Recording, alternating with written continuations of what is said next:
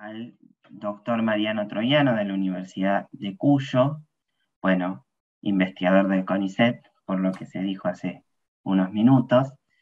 Se dedica al estudio del cristianismo gnóstico y nos va a disertar sobre femenino, androginia y revelación en los textos gnósticos. Bueno, buenas tardes a todos y todas. Voy a empezar por compartir pantalla. Bien, y voy a... Ahí está. Ustedes me dirán si se ve. Se ve. A ver, pasa a la de abajo, a ver si... Para que esté todavía... ahí está. A ver. Ahí, a ver, pasar no pasó. Ahí pasó, ahí pasó. Ahí pasó. Ahí pasó. Bueno, vuelvo entonces, porque ese es el índice. Está un poco demorado, pero bueno. Bueno, según el cálculo que he hecho son 18-19 minutos, así que les pido un poco de paciencia. En realidad, el objetivo de este texto, Femenino, Androginia y Revelación, los textos gnósticos, tengo que confesar que es una idea de provocarlos. Provocarlos porque es un tema que, como dije ayer, me resulta particularmente intrigante, la ambigüedad con que los textos gnósticos tratan a la figura no solamente de la mujer, sino de lo femenino en general. Como dijo Lautaro ayer, en unos casos muy negativamente, pero en otros casos de forma muy positiva. Y es un tema que he estado siguiendo gracias digamos, intentando hacer también un homenaje y siguiendo los trabajos que realizó el doctor García Bazán sobre el mismo tema. Algunos los voy a mencionar en mi trabajo. Entonces la idea es provocarlos a ustedes para, con sus reacciones, tratar de entender o de armar un rompecabezas que todavía se me encuentra muy desarticulado. Bueno, la idea del trabajo es presentarles ciertos antecedentes, luego la androginia arquetípica, el intelecto en Plotino y finalmente las conclusiones. La idea es centrarnos, desde mi punto de vista, en una relación que no ha sido muy desarrollada, que es la relación entre la androginia y la revelación. Y eso es lo que pretendo realizar en el presente trabajo. Los antecedentes, primero, rápidamente, y no intento ser exhaustivo. Hay algunos trabajos importantes, sobre todo el de Karen King, que digamos, ha sido republicado, pero es más antiguo que el 2000, es de 1988, Imágenes del feminismo en el gnosticismo, donde yo destaco el trabajo de Deirdre Good, que es un artículo, como digo, es antiguo, pero me pareció interesante lo que destaca, porque Good indica que a menudo los conceptos de masculino y femenino escritos gnósticos se refieren a entidades cósmicas cuyo género es, por lo menos, debatible. La autora centra su estudio en la capacidad generadora, expresada, dice ella, tanto en imágenes femeninas como masculinas, del uno en el tratado tripartito.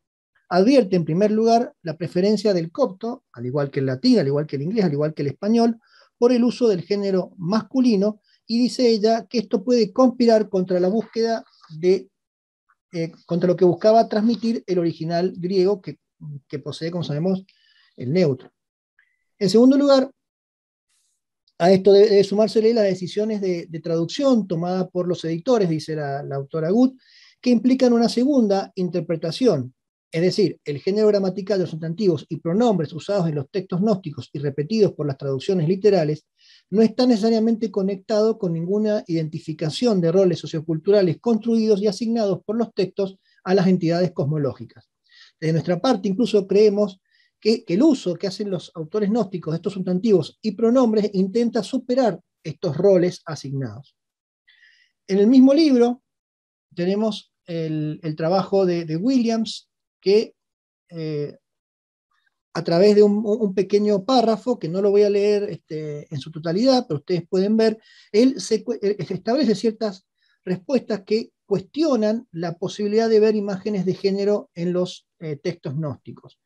Si bien yo no estoy de acuerdo con las respuestas generalmente negativas que da William, y no tengo tiempo de dar ejemplos, me parece interesante cómo estos dos autores cuestionan las visiones que se han tenido sobre las figuras de género en los textos gnósticos.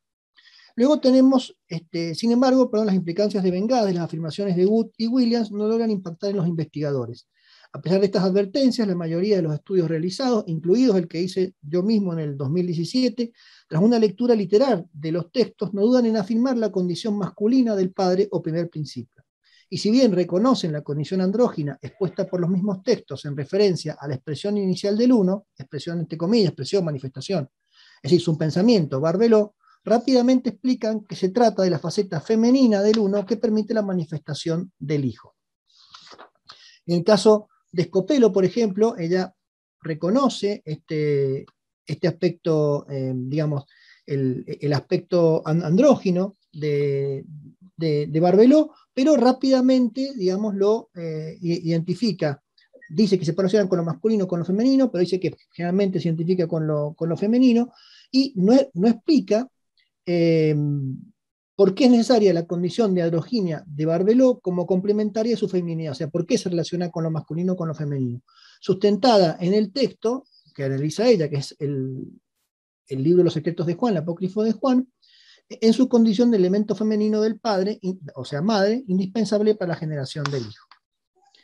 Un texto muy nuevo, que es una autora que ha presentado su trabajo en el Enoch Seminar Nangeroni Meeting en julio de este año, Lavinia Serioni, y que ha publicado un libro recientemente que espero poder analizar próximamente, The Feminine as an Intellectual Category in Gnosticism. Se plantea algunos objetivos y el que destacamos es aquel que busca indicar que la presentación de figuras de género establecerían, dice Serioni, diferencias entre lo que ella llama el gnosticismo clásico, en el cual agrega el ofitismo, el valveloísmo y el setianismo, y el valentinismo. El primero, es decir, el gnosticismo clásico, utilizaría largamente imágenes femeninas en una teología trinitaria, donde una persona trinitaria femenina está implicada en la creación del mundo y la humanidad, mientras que el valentinismo ofrecería una interpretación más masculina de la Trinidad, pero identificaría la pasión redentora de Cristo con Sofía en una terminología marcadamente femenina. Aquí observamos el problema que vemos presente en otros investigadores, desde mi punto de vista. Es decir, a pesar del reconocimiento de la androginia como constitutiva de la divinidad, los autores recaen sobre la necesidad de oponer y jerarquizar los conceptos de masculino y femenino, repitiendo concepciones de género aprendidas e incorporadas culturalmente. Dado el tiempo dedicado a esta presentación, no me voy a extender en el aspecto, digamos, en este aspecto de la androginia, en el valentinismo, que como dije ha sido estudiado largamente por el profesor García Bazán, de la androginia como manifestación y revelación del uno, a lo cual remitimos a sus trabajos. Simplemente nos limitaremos a dar un ejemplo de cómo vemos que la interpretación de Serioni está errada. Serioni realiza un análisis de 2 párrafos separados del Evangelio de Felipe, que ustedes tienen en pantalla, indicando que el elemento femenino, el Espíritu Santo, no forma parte de la Trinidad, sino que está relacionado con Sofía, y con la pequeña Sofía, y por lo tanto está asociado a una figura inferior, dice Serioni. Por nuestra parte, observamos que en la relación de ambos párrafos, lo femenino, es decir, el Espíritu Santo, no quita la Trinidad, sino que justamente su condición andrógina es indispensable para la revelación del uno en el cosmos. Citamos el Evangelio de Juan para probar nuestro punto. El Evangelio de Juan dice que el Espíritu Santo es un nombre doble, está en lo manifiesto, está abajo, en lo oculto, y está arriba. Y luego afirma el mismo texto: el Espíritu Santo pastorea a todos y rige todas las potencias, las que se someten y las que no se someten, y las que no se someten y están aisladas. Es evidente, entonces, para nosotros, pido disculpas, justo una. Es evidente para nosotros que existe una continuidad entre los 3 niveles del cosmos valentiniano, entre lo neumático, lo psíquico y lo material. Es decir, donde Serioni ve una disminución, nosotros vemos una continuidad, una presencia de la androginia, no una disminución en los valentinianos, sino una presencia en los 3 niveles. Por supuesto, un breve repaso sobre el tema de la androginia. Podemos ver que muchos autores lo ven como como la presencia de ambos sexos biológicos mezclados, aunque también se observa como arquetipo. Ustedes tienen algunos ejemplos ahí presentes, corpus hermético, etc. Incluso destacado entre los padres de la Iglesia, como Clemente de Alejandría, que lo ha estudiado mucho este párrafo el profesor García Mazán, donde ven ustedes, pero en su compasión hacia nosotros, el Padre se hizo madre, el Padre amándonos se feminizó, y donde Tertuliano nos prueba, nos testimonia de esta concepción de los gnósticos por una divinidad andrógina. No obstante, los autores gnósticos consideramos, volviendo a la postura de Serioni, utilizarán la figura y el concepto del andrógino para explicar sus interpretaciones teológicas. Estos son conscientes, los gnósticos, de las dificultades que implica la comprensión de la revelación de la gnosis y las dificultades del lenguaje para expresarla. Basta con observar a título de ejemplo, entre otros, el inicio del apócrifo de Juan, que dice: estaba triste y confundido y me decía, ¿por qué fue elegido el Salvador? ¿Por qué fue enviado al mundo por su Padre? ¿Quién es el Padre que lo ha enviado? O sea, todas preguntas de la dificultad de transmitir el conocimiento. En el mismo texto se indica que el Dios trascendente es Padre, Madre e Hijo, soy el inabarcable, acóretos, para a continuación indicar que la monada y el verdadero Dios y Padre del todo, el Espíritu invisible, que no conviene pensarlo como un Dios o algo parecido, pues es más que un Dios. Y continúa utilizando luego la teología negativa o apofática para escribir a este uno, del cual destacamos lo siguiente, y cito: no es corpóreo ni incorpóreo, ni grande ni pequeño, acerca de él no se puede expresar ni la cantidad ni la cualidad, pues nadie puede comprenderlo. Es decir, fin de la cita, es decir, se trata de una figura absolutamente trascendente, a la cual el lenguaje no puede definir y a la cual no puede adjudicársele ninguna definición del género, lo cual sin embargo se utiliza a modo de metáfora, como indica Good en su artículo que hemos mencionado. La figura del andrógeno, entonces, desde nuestro punto de vista, analizando brevemente algunos textos de los denominados setianos, se encuentra en los tres niveles de análisis que hemos propuesto, que es los tres niveles de análisis característicos con los que los gnósticos dividen el cosmos, es decir, el nivel neumático, el nivel psíquico y el nivel material o físico. La androginia se encuentra en estos tres niveles. Por ejemplo, en el nivel espiritual o de la divinidad está la identidad femenina Barbeló, primer pensamiento divino, primera manifestación nacida antes del tiempo.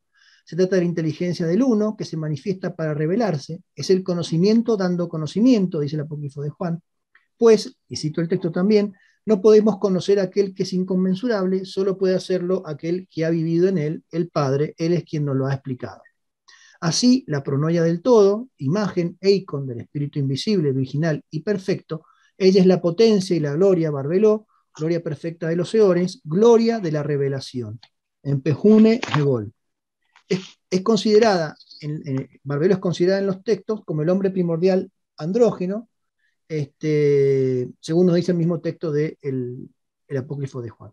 Finalmente, otro ejemplo que queremos aportar, que es el pensamiento trimorfo, que hemos hablado el profesor recientemente, pero bueno, acá puedo citar una parte que él por ahí no alcanzó a leer. Yo soy andrógino, soy la madre, soy el padre, copulo conmigo mismo y con los que me aman. Soy la matriz que da forma al todo, soy Mirotea, la gloria de la madre.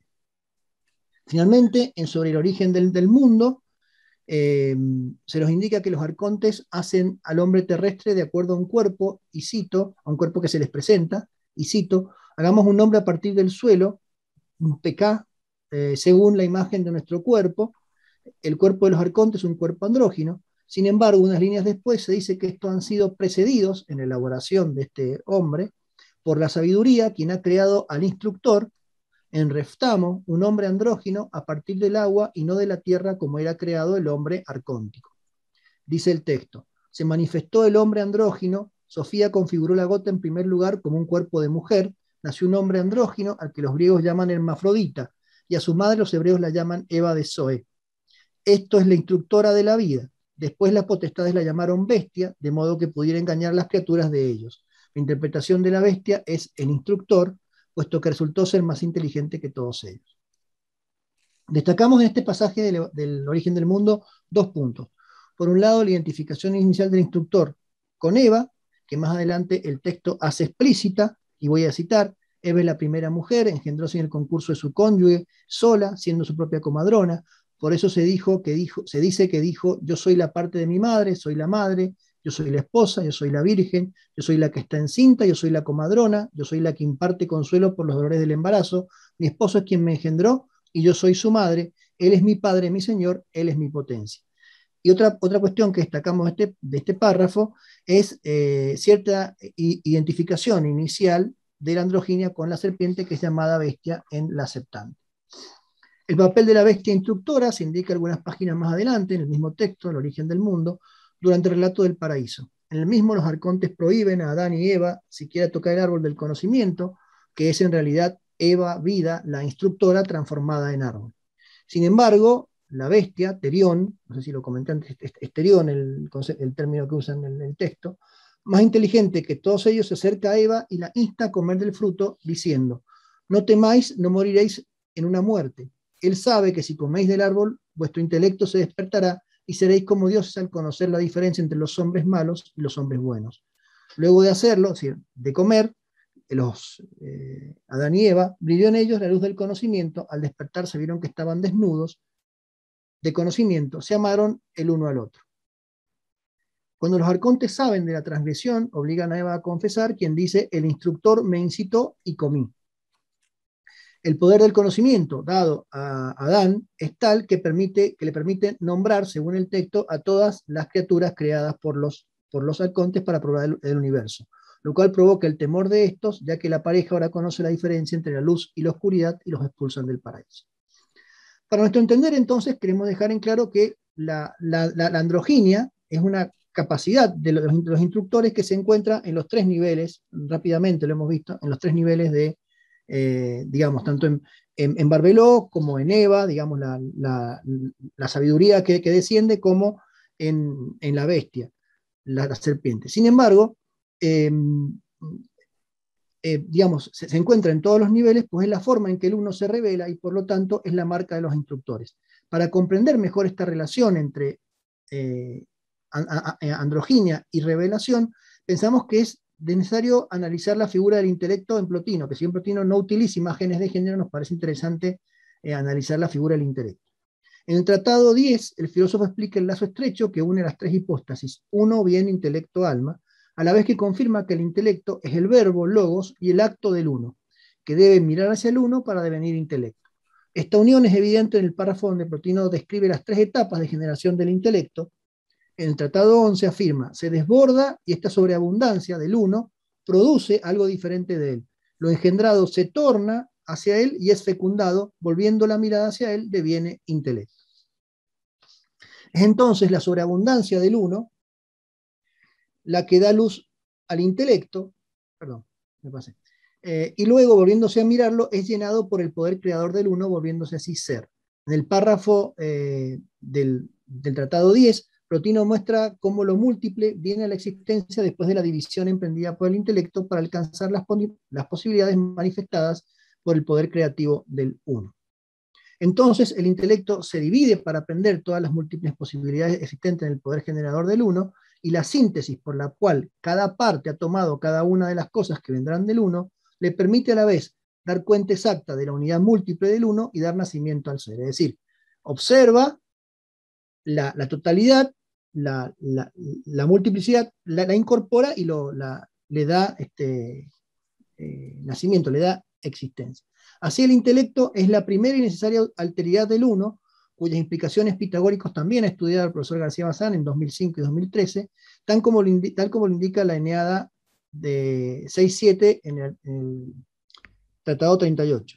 Y leo: pues así también en la inteligencia se da la infinitud, porque la inteligencia es una en el sentido unimúltiple, en pola, no como una masa informe, sino como una razón múltiple, conteniendo en sí, en una sola figura de inteligencia,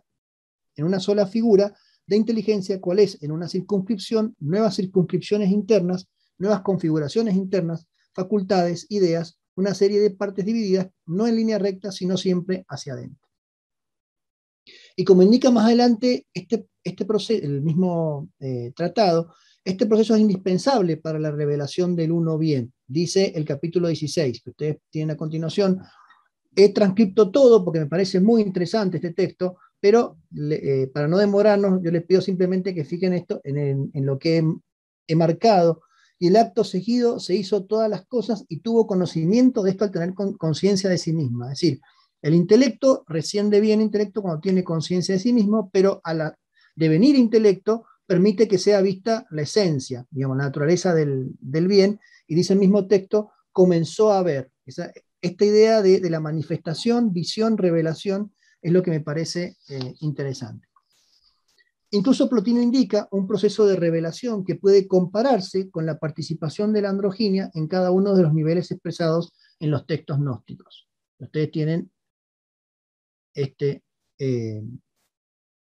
párrafo. La consecuencia del bien ya consiste en un conocimiento, ya consiste en un contacto, es el ideal supremo. Y Platón dice que este es el aprendizaje supremo, entendiendo por aprendizaje no la visión del bien, sino el aprendizaje previo acerca de él. Ahora bien, las analogías, las negaciones, el conocimiento de los provenientes de él y los grados escalonados nos instruyen acerca de él y nos conducen a él. Nuestras purificaciones, nuestras virtudes, el orden del alma, el pisar suelo inteligible e instalarse en él, y el banquetear de los manjares del más allá, es decir, el proceso de conocimiento. Luego el capítulo 38 continúa reiterando la trascendencia absoluta del uno, o sea, se insiste mucho, como en los textos gnósticos, algo que no dije mucho, los textos gnósticos hay muchas páginas insistiendo en el apócrifo de Juan, el tratado tripartito, insistiendo sobre la absoluta trascendencia del uno. Plotino en este caso vuelve a insistir en esto, y un poco más adelante expresa claramente la necesidad de la alteridad en la revelación del uno, que es el otro párrafo que ustedes tienen. El pensamiento debe ser, pues, de que soy el bien, y una de dos. Si el pensamiento mismo es el bien, será pensamiento no de él, sino del bien, y el mismo no será el bien, lo será el pensamiento. Pero si el pensamiento del bien es distinto del bien, ya existe el bien antes que su pensamiento. Ahora bien, si anteriormente al pensamiento el bien es autosuficiente, siendo autosuficiente para hacer bien, no necesitará el pensamiento acerca del bien. Luego no se piensa a sí mismo como bien, y por eso Platón acertadamente supone alteridad, heterotes, donde hay inteligencia y esencia, porque la inteligencia, para poder pensar, debe siempre asumir alteridad e identidad. No se discriminaría a sí mismo de su inteligible mediante una relación de alteridad con su objeto, ni contemplaría todas las cosas, sino mediante alguna alteridad que le permitiera hacer todas las cosas. Esta relación, alteridad, identidad del intelecto con el uno bien, es constitutiva del intelecto como tal e indispensable para su manifestación, revelación. Conclusiones entonces, pero me ha sido muy rápido.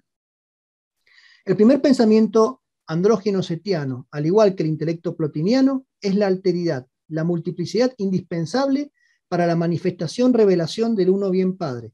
Padre metafórico en cuanto origina todo lo demás, no como figura de género. En su análisis del Tratado 7, Richard Dufour nos indica que cada realidad, cuando alcanza la perfección, produce algo de ella. Así, el uno produce el intelecto y el intelecto produce el alma del mundo. Y el Tratado 30, dice Dufour, indica que las realidades inteligibles, a excepción del uno, engendran en razón de la contemplación que tienen de aquello que viene antes que ella. Es por ello que la androginia se repite en todos los niveles de la mitología cosmológica gnóstica, ya que es necesario tanto para la manifestación como para que las realidades posteriores engendren al contemplar, conocer la revelación precedente que las acerca al uno. La androginia es una metáfora para la multiplicidad inherente al primer pensamiento del uno, absolutamente indefinido, o como se pregunta el apócrifo de Juan, ¿cómo te podría hablar de él? Es decir, está absolutamente indefinido y es necesario entonces que exista la androginia. Ya me voy a expresar sobre eso. No es nuestra intención invalidar todas las interpretaciones basadas en la oposición, jerarquización de la figura de género masculina y femeninas en los textos gnósticos. Sin embargo, consideramos que los mismos textos nos advierten de diversas maneras, uso de pronombres, artículos definidos, metáforas, figuras de género variables, etc., sobre la complejidad de sus concepciones y las dificultades para expresarlas en su mitología. Es decir, el lenguaje es para los autores gnósticos a la vez un instrumento y una limitación para la revelación. Tal como hemos expuesto en un artículo pronto a aparecer, que que lo expuse en San Juan en el 2017. Esta dificultad es recurrente en algunos textos gnósticos. Por ejemplo, el Evangelio de Felipe explica que si no es posible utilizar las palabras directamente, existe, sin embargo, una forma de transmitir la verdad a través de imágenes. El lenguaje, las palabras pueden expresar la verdad si utilizan las imágenes utilizando la relación existente entre estas y su modelo, dice el texto. La verdad no vino al mundo desnuda, sino que vino en símbolos e imágenes. El mundo, de otra forma, no podría recibirla.